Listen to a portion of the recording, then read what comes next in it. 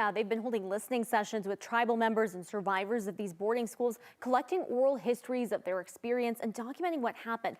The work is an important step in ensuring that this history will not be forgotten.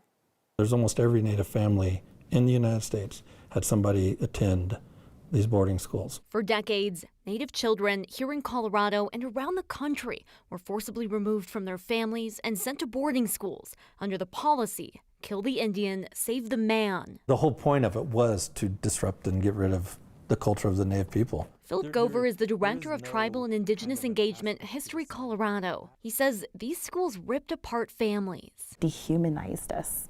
I think it dehumanized us to a point where we didn't even recognize each other. Jolene Holgate is the director at the Denver Indian Family Resource Center. Her father was sent to a school at an early age. He's only 6 and he's taken.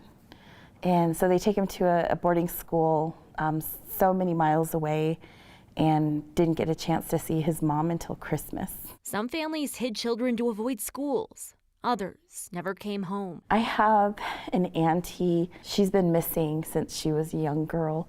And from what we understand, we don't even know if she's on the records there. Just how many children died isn't clear. Hesperus, like I said, we knew where the cemetery is. At Grand Junction, we don't even know where the cemetery is.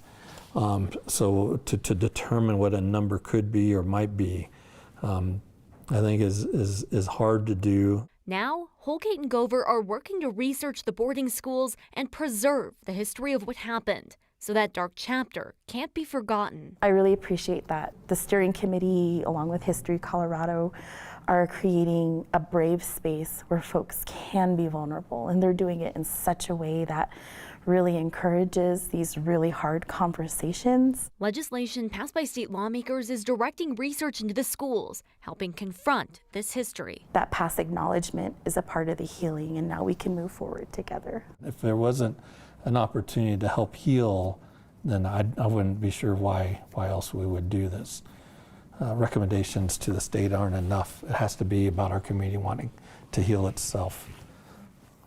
The next step is getting a sense from communities of the harm done and putting together recommendations to the state and the Department of Ed on what should change and how to memorialize those who died. That's expected in May of 2027. Rachel Krause, 9 News.